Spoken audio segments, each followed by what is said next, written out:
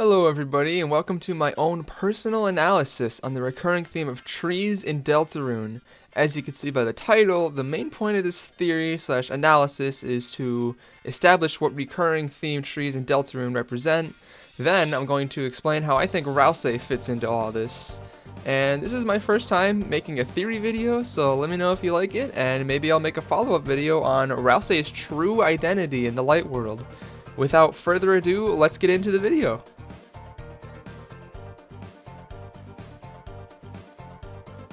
Okay, so anyone who's played Deltarune up to Chapter 4 is most likely thinking of this tree that we see in the egg rooms.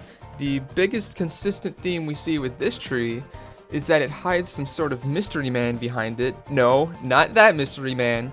It hides somebody who seems to know Chris, or to be more specific, it conceals some sort of hidden truth that only we the player cannot see. In Chapter 4's egg room, we don't see that specific tree itself besides the symbol on the door, but we get more information on Chris's past.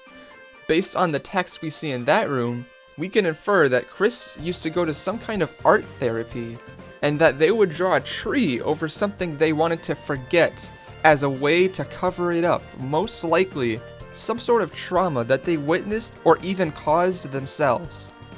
Once again, we see a tree being used to cover up some hidden truth. This time it is done directly by Chris themselves. Now that we have two examples of trees covering up hidden truths, a recurring symbolism for trees in Deltarune has been established. For any hardcore Deltarune fans who analyze every portion of the game, everything so far has been common knowledge to you. But what if I told you that the egg room trees are far from the only examples of trees being used to symbolize hiding the truth?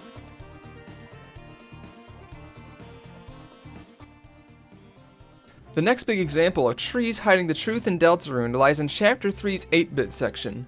Once Tenna leaves to take a phone call, you can take the raft beyond where the fun gang is supposed to be, and Ralsei even calls out that he feels weird knowing this isn't supposed to happen. This section of the board is from the original game that only Chris is supposed to access in the S-rank room. When you get off the raft and lead the fun gang through the icy land, there is an obstacle that stops you from proceeding to the sword route. As for what this obstacle could be, yep, you guessed it, it's a lone tree. This lone tree that blocks the way consequently also hides the truth of what happens in the sword route from Susie and Ralsei. Once again, Toei Fox has used a tree to prevent someone from seeing the truth. This isn't where it ends either. The actual sword route itself has multiple areas where trees are placed as obstacles to prevent Mini-Chris from progression. If you believe the sword route represents the weird route, you could even go as far as to say these tree obstacles represent a way to hide the truth of what is to come in future chapters if the player continues the weird route after Chapter 4. But of course, that's purely just speculation. Another example of trees in Deltarune holding this symbolism of hiding the truth is right outside the shelter. This is one of the most important locations in all of Deltarune, and it just so happens to be surrounded by trees. Specifically, the same trees we see in the sword route used as obstacles to block Mini-Chris's progression. And based on this dialogue from Monster Kid, in which they imply Chris is scared of the shelter, we can assume Chris's trauma they want to forget about happened at the shelter, so it would make perfect sense that they drew trees in art therapy to cover it up, since the entire surrounding area was trees, so that would be the first thing Chris would think to draw to cover it up.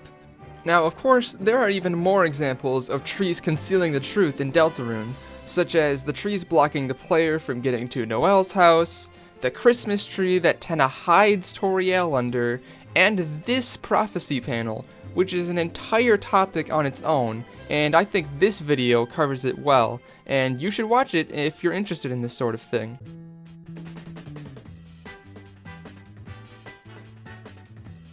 Now, if I were to talk about every single tree in this game and explain why it connects to this symbolism, this video would get very repetitive very fast. From the examples I've given, we can see there is a consistent theme of trees being used as symbols of hiding the truth, which I believe Mr. Fox has done intentionally. Now that we know all about trees in this game, let's finally talk about how Ralsei ties into all of this. This right here is the trailer for Deltarune chapters 3 and 4. For just a brief moment here, we can see hatted Ralsei's silhouette in his main color of green. If we pause here and take a good look, doesn't this silhouette kind of resemble a tree? Now, this is purely speculation, but I'm gonna make the crazy reach and say that Toby Fox purposefully had his sprite designed to look like a tree to represent the fact that Ralsei is also someone who hides the truth. That right there is the crux of this theory. Trees in Deltarune represent covering up the truth, and Ralsei was purposefully designed to resemble a tree to represent the fact that he is also an entity that purposefully withholds the truth and keeps knowledge hidden from the player. Now, of course, unlike most theories, this isn't exactly a huge secret reveal. I mean, anyone who's played Deltarune up to Chapter 4 already knows Ralsei has been hiding things from the player and the rest of the fun gang, but it is fun to speculate that he was purposefully designed to look tree-like to represent the fact that he is an entity that hides the truth. So yeah, that's basically all I've got for now.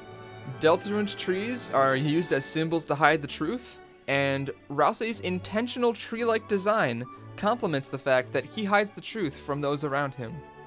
This was my first time writing a script for a theory, so I hope it was a fun watch for everybody here.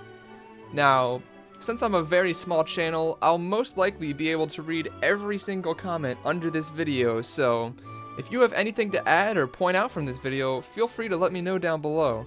I love to have discussions on theory content. And that's about it. I hope everybody has a great day. Thank you so much for watching, and Rudy is the Roaring Knight. Goodbye.